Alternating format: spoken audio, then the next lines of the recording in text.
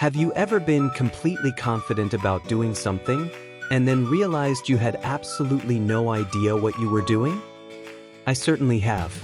And one of the most memorable lessons of my life started with a car, a column, and a very bad decision. Welcome to Global Leadership Lab. When I was a teenager, my parents once left for the weekend.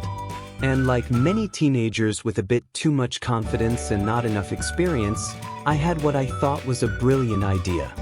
Why not take the car for a quick ride? There was only one problem.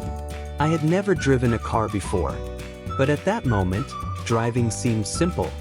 Start the engine, press the pedal, turn the wheel. So I got into the car, started the engine, and within moments crashed directly into the first column I encountered. It was a day I will never forget. But looking back, that moment perfectly illustrates something powerful about how human beings learn. Because that crash marked the beginning of a journey through what psychologists call the 4 stages of competence, sometimes described as the incompetence circle.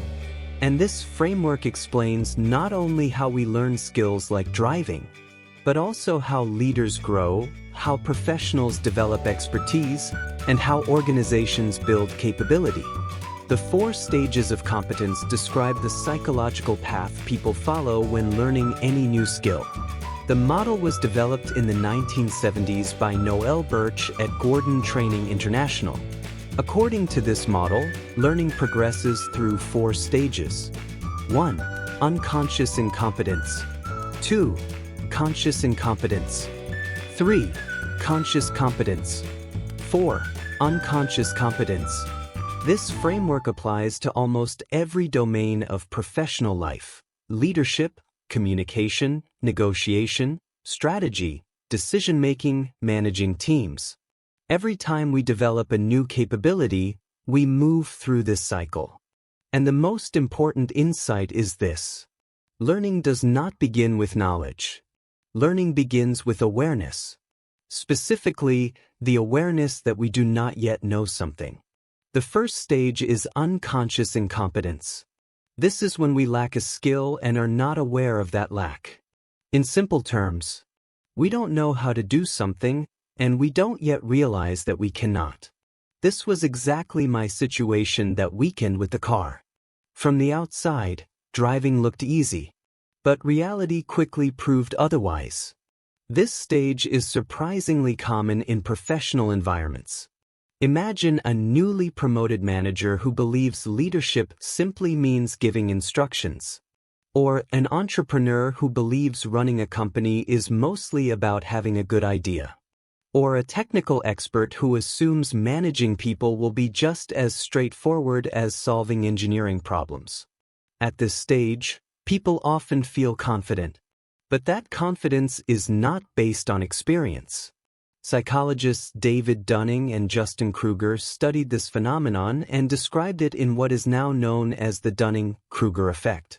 Their research showed that people with low competence in a domain often overestimate their ability, not because they are arrogant, but because they lack the knowledge required to evaluate their own performance.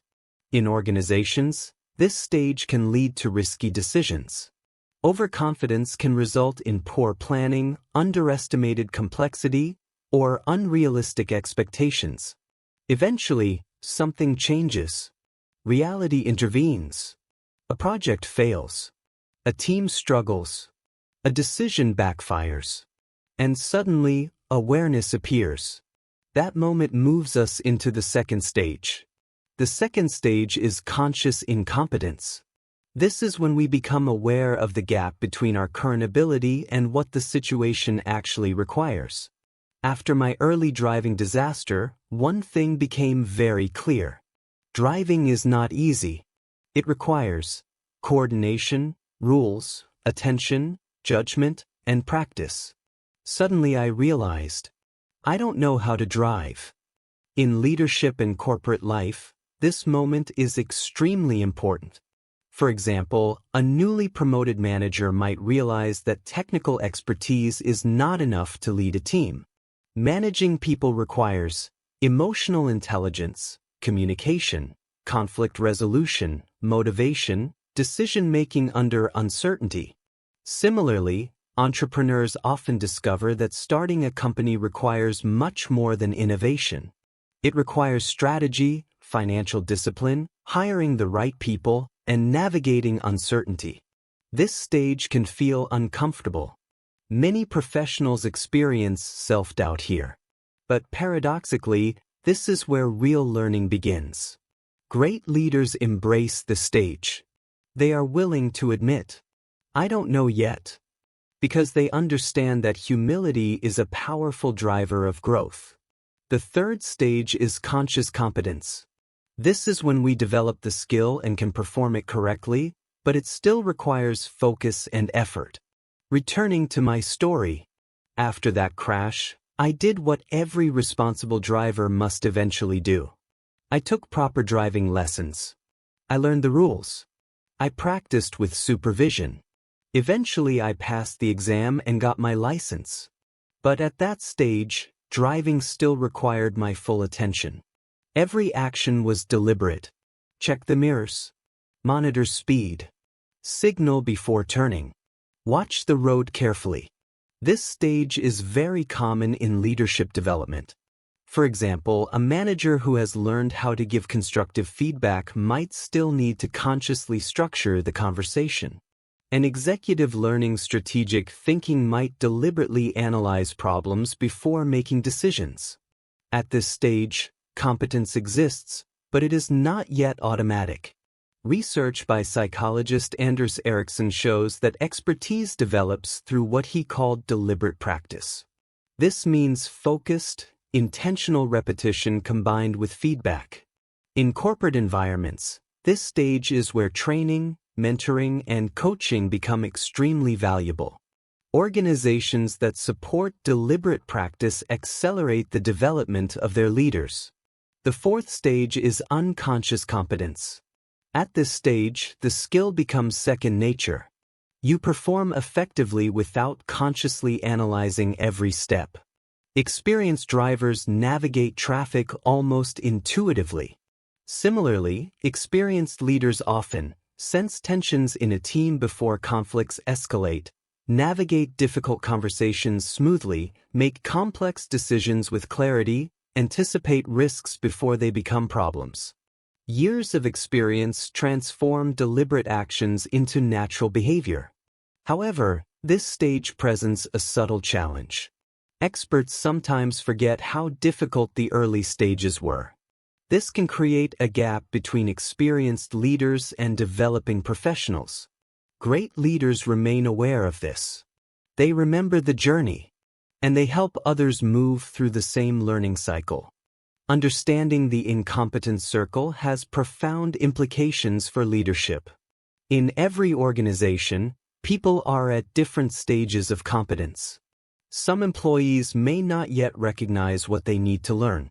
Others are aware but still developing their skills. Some are competent but must still concentrate on execution. And some have reached mastery. Effective leaders recognize these stages. Instead of asking, "Why isn't this person performing?" they ask, "What stage of learning are they in?" Someone in unconscious incompetence needs awareness and education. Someone in conscious incompetence needs encouragement and learning opportunities. Someone in conscious competence needs practice and feedback. Someone in unconscious competence may be ready to mentor others. This perspective transforms leadership from judgment into development. So how do we move through the competence circle? 3 habits accelerate progress. First, curiosity. Curiosity allows us to discover what we don't yet know. Second, feedback. Honest feedback reveals blind spots and accelerates improvement. Third, practice. Competence develops through repetition and reflection. Psychologist Carol Dweck, known for her work on the growth mindset, reminds us that abilities are not fixed. They develop through learning and effort. Let me leave you with 3 questions. First, where in your professional life might you be unconsciously incompetent? Where might confidence be ahead of competence? Second, What skill are you currently developing where you feel consciously incompetent, but motivated to improve? What capability are you building toward mastery through deliberate practice? Every leader is somewhere on this circle, and every new challenge restarts the journey.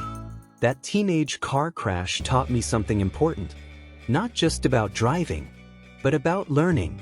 Growth begins the moment we recognize what we don't know. And every time we learn something new, the circle starts again. From unconscious incompetence to mastery. If this resonated with you, write in the comments. Has something like this ever happened to you at work? What other leadership topics do you want us to cover next? And before we continue, if you're finding this valuable and want more tools to become a better leader and manager, do me a quick favor. Hit subscribe right now. It takes 2 seconds and helps us reach more professionals like you.